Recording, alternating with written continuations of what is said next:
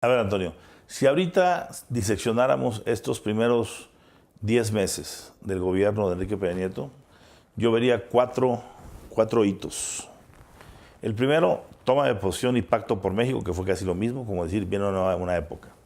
Segundo, la pintada de raya con el caso del Bester Gordillo y con el caso Granier. La tercera etapa fue el sacudimiento negativo del saber que estábamos entrando por impericia de quién sabe quién, de apellido Videgaray, en un bache económico pre-recesivo. Y la cuarta etapa es la etapa pues, que nos trajo la lluvia, que nos trajeron los huracanes, en donde yo veo ahí un cambio de vector del presidente. Es decir, en las primeras tres etapas yo veía un presidente que estaba acotado en donde estaba, tal como llegó, en donde se veía un gabinete no necesariamente más grande que él, pero sí con mayor dimensión de acometer cosas que finalmente es su gabinete. Él lo eligió, pero acometer ciertas cosas.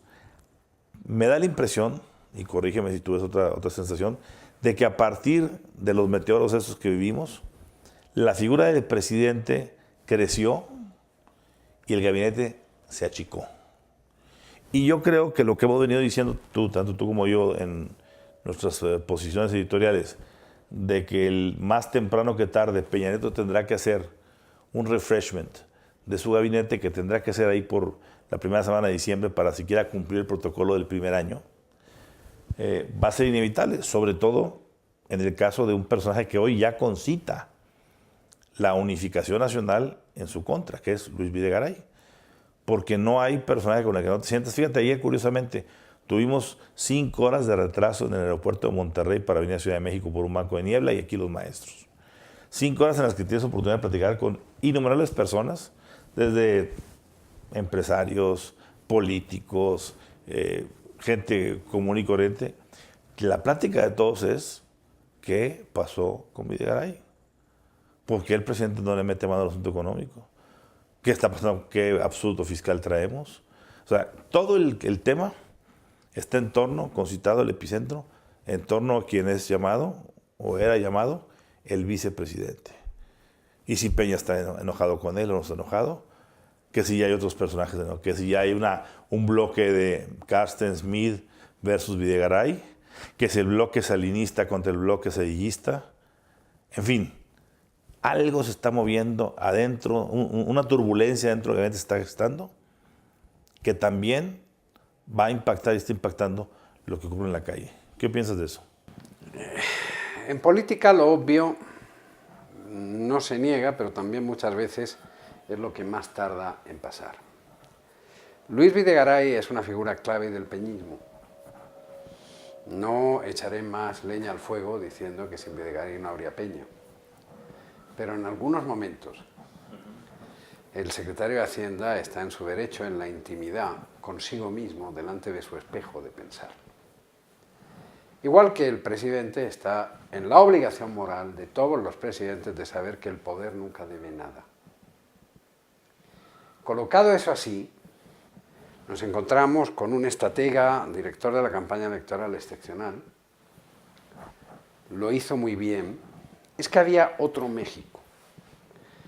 Yo tengo la impresión de que los últimos años del panismo, quitado el trauma, que es mucho quitar, de la sangre, de la violencia, de lo que quiso Calderón que fuera su mandato, y ahora se demuestra que efectivamente fue una opción muy equivocada de Calderón, sin duda alguna basada por el defecto original del pecado de donde venía su falta de legitimidad, que lo peor, no sé si la tenía o no, lo peor es que él se creyó que no la tenía. Y eso nos llevó al país a unas consecuencias terribles que todavía no hemos empezado a pagar. Pero en ese momento tenemos un país en el que fácilmente se puede ver la mano de los tecnócratas, los políticos, el papel de los gobernadores, porque al final del día era el país resultante del cambio de poder del PRI al PAN. Vuelto el PRI y ajustada la lógica de gobiernos de los estados al gobierno federal, empiezan a aparecer figuras mucho más claras. En ese sentido, nadie había descontado que el secretario de Hacienda pudiera fracasar en Hacienda. Es una cosa... No, sobre todo porque venía antecedido con unas cartas credenciales Claro, impecables. no, y porque además era tanto el poder político, tanta la contribución al fenómeno del peñismo que ha hecho el secretario de Hacienda, que eso sí que es, bendita humanidad, el factor sorprendente. O sea, se podía suponer que hubiera un enfrentamiento brutal, políticamente hablando, con Gobernación.